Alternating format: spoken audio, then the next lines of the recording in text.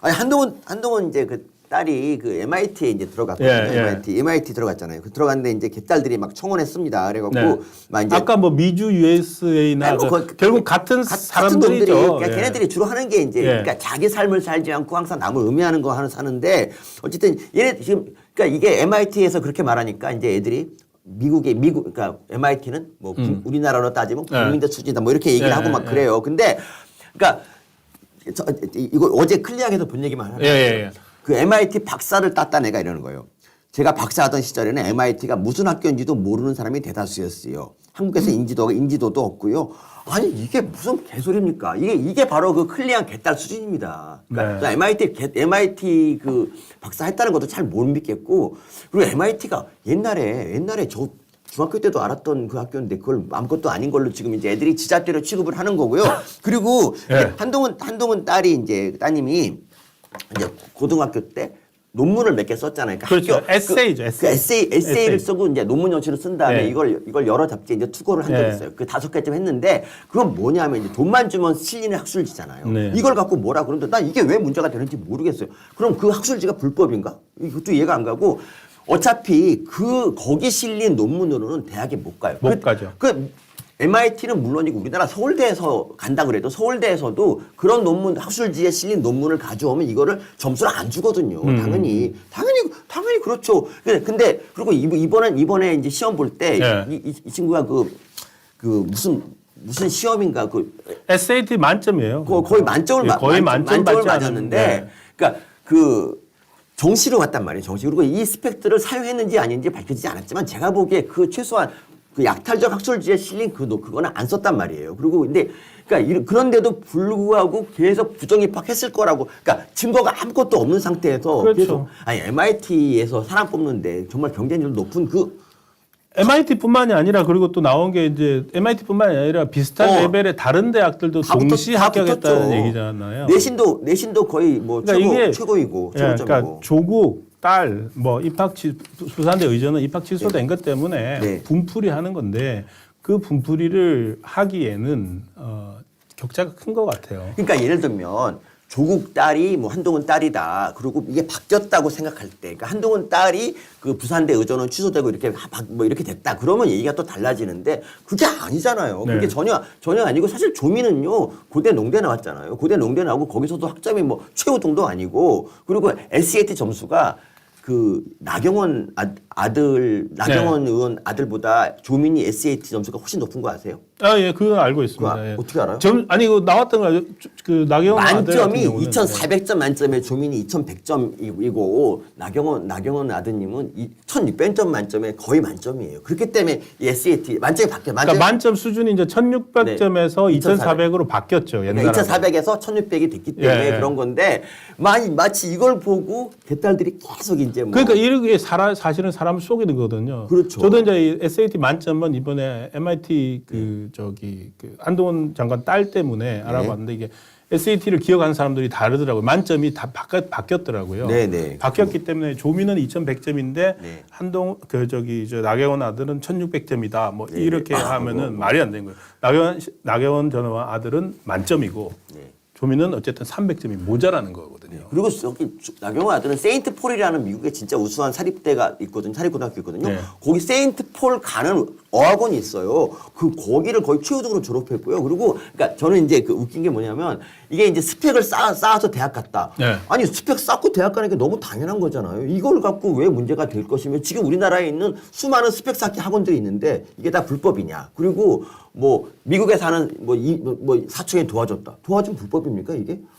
아니 엄마 아빠가 대리 시험 봐주는 사람도 있는데 이게 불법이냐고요. 그러니까 아니 저는 대학 입시에서 스펙 쌓는 거고 왜 나쁜지에 대해서 저는 이해가 안 가는 거예요. 그러니까 저희가 있잖아요. 조민을 공격한 거는 조민이 쌓은 스펙이 자기가 하지도 않고 허위였기 때문에 우리가 비판을 한 거잖아요. 위조의 허위. 그러니까 근데 이거는 허위 위조가 아니잖아요. 그러니까 저는 한겨레에서 그때 한동훈 장관 딸 이제 보도할 때 되게 무책임한 게 있었어요. 그러니까 케냐 사람이 한동훈 딸 논문 내가 써줬다라고 하는 그런 케냐 있었는데 근데 한동훈 접촉하다가 돈 달라 그래서 거절했다. 저는 한겨레가 너무 비겁한 것 같아요. 아니 왜 그 돈을 주고라도 그거 정보를 얻어야 되지 않습니까? 근데 그걸 거절해 놓고는 마치 계속 의혹이 있는 것처럼 얘기를 하잖아요. 네. 심지어 그 어떤 좌파 패널 그 누구냐 그 뭐 있다고 쳐요. 근데 김어준, 주진우, 아니 그게 아니고 신장식.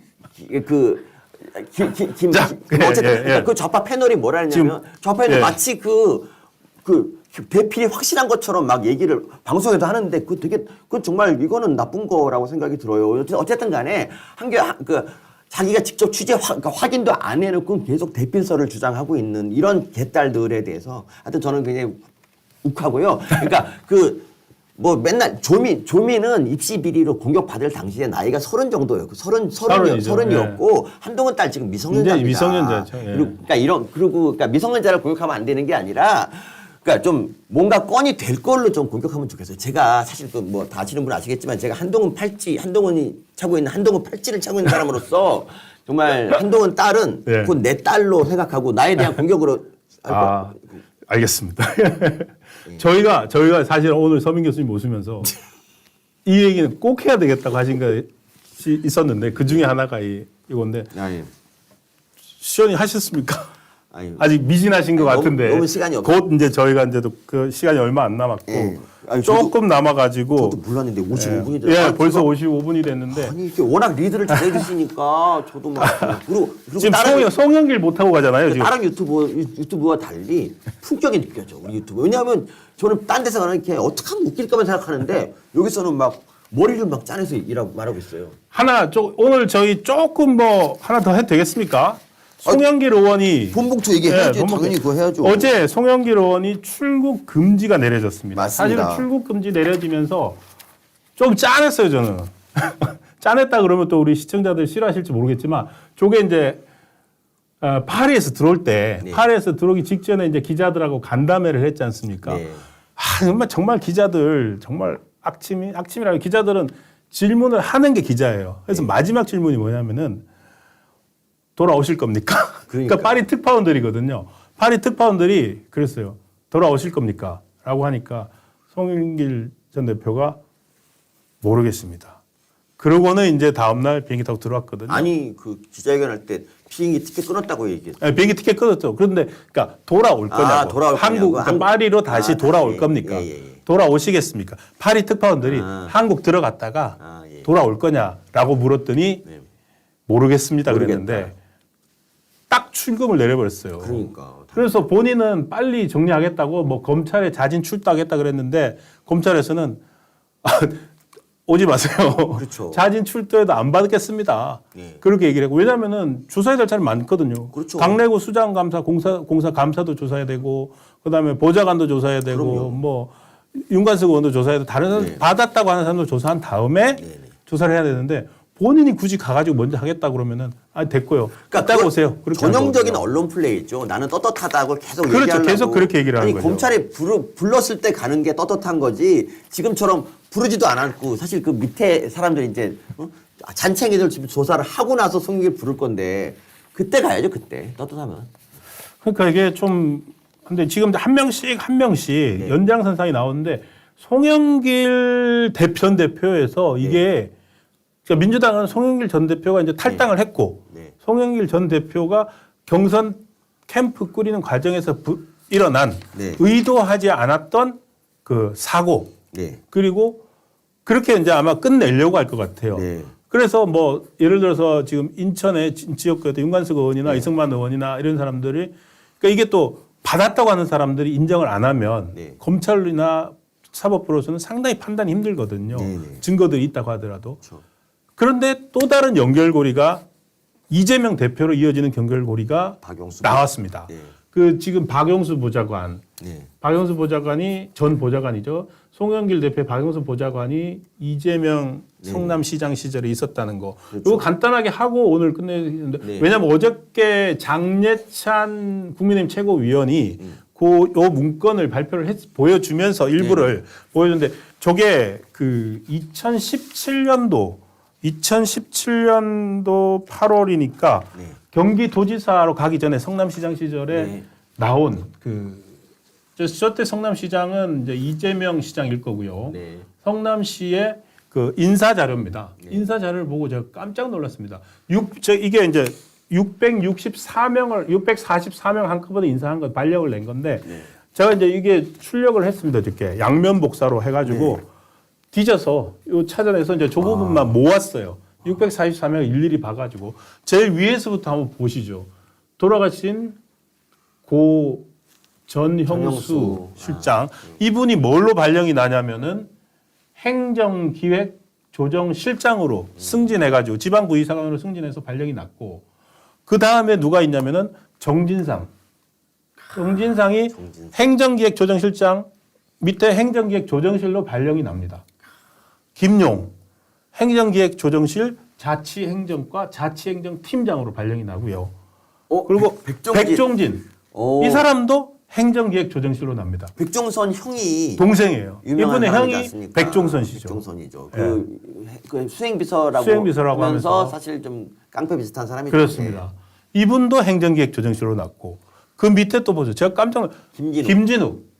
김진익도 행정기획조정실 행정지원과로 납니다. 김진욱은요 전과 이범인데 그렇죠. 그러니까 뭐 운동권 전과 이범 그런 게 아니라 뭐 알아보니까 한 번은 이렇게 우리나라 소고기가 아닌 외국산 소고기에다가 축산 뭐 마크를 했던 그런 것 때문에 그런 거하고 또 한 번은 국제 마피아파 폭력 사태 거기도 관여했던 사람인데 전과 이범인데 이분이 여기 성남시청에 근무하고 있죠. 그러니까 이재명 이분하고 국제 마피아파는 진짜 뗄래야 뗄 수가 없어. 사실 실제로 변호도 했잖아요. 국제 마피아 조직원을. 그리고 이번에 문제가 되는 박용수. 그리고 그분도 행정기획조정실. 그리고 박용수 특검하고 관계없고 박용수. 그리고 배소연. 법인카드. 김혜경 법카. 유명한 그러니까 2017년에 이 행정기획조정실에 한꺼번에 다 모으는 발령을 한 거예요.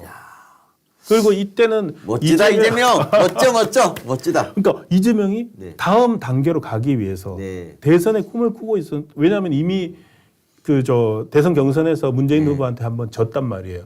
지고 성남시장으로서 다시 이제 이제 경기지사 도전을 하고 그리고 이번 대선까지 가는 교두보인데 저때 박영수가 저기 있었고 핵심이었는데. 경기지사로 가면서 지금 나머지 사람들은 다 경기도로 같이 갔잖아요. 전영수 실장 뭐 배수 다 같이 갔는데 박용수만 송영길 보좌관으로 보내는 거거든요. 그러면 그 결정은 왜 일어났는지, 어디서 나왔는지. 박용수라는 사람은 그 전에 민주당이 일했던 사람도 아닌 것 같아요. 그 연결고리가 나와야 되는데 검찰은 아마 조국까지 다 파악을 해야 될 겁니다. 조폭들은 대개 누구 이제 자기를 배신하지 않을까를 걱정할 때 항상 자기 사람을 보내서 이렇게 좀 감시를 시키죠. 그럴 수도 있겠네. 저는 뭐 그렇게 봅니다. 그리고 송영길에 대한 감시용. 그리고 나중에 뭐 여러분도 아시겠지만 그 후에 이제 송영길 결국 자기 지역구를 이재명한테 내주고 이제 뭐 나중에 이제 프랑스로 가지 않습니까, 여러분? 그러니까 이렇게 연결고리가 나오는데 여기서 우리가 이재명 대표까지 올라가는 거를 당연히 의심해야 되지 않습니까? 이거는 100% 해야 됩니다. 이거를 가지고 아무것도 나온 게 아니 아까 잠깐 말하려다만 용해인 같은 사람이 이재명으로 왜 올라가려고 그러냐? 뭐 왜 이 사람이 이재명을 왜 기본소득당이 그런 얘기를 하죠? 왜 그런 얘기를 하죠? 이해가 안 갑니다, 진짜. 그리고 김연아로 물타기 하지 마십시오. 김연아 건 알아봤더니 그게 좀 진짜 이게 범죄인가 아닌가 저는 저는 되게 제가 보기에 애매하더라고요. 그러니까 그리고 실제 뭐 불법이라고 해도 우리 중에 보수 사람 중에 누가 김연아를 실드 칩니까? 국회의원도 아니고 실드 치는 사람 없어요. 없어요, 그냥 우리. 그러니까 뭐 부덕하든지 맘대로 하시고요. 그리고 참고 우리는 국민의힘은요 하영재라든지 뭐 다른 사람들 다 뭐 태포동이야 또 우리는 다 가결시켜 줬잖아요. 우리는 그렇죠. 민주당도 전용희 씨한 지금 7년 받았죠 1심에서. 그래 민주당도 좀 그렇게 좀 해보란 말입니다. 왜 판사 앞에 서는 것조차 두려워하면서 맨날 검찰 소설이다 이러지 마시고.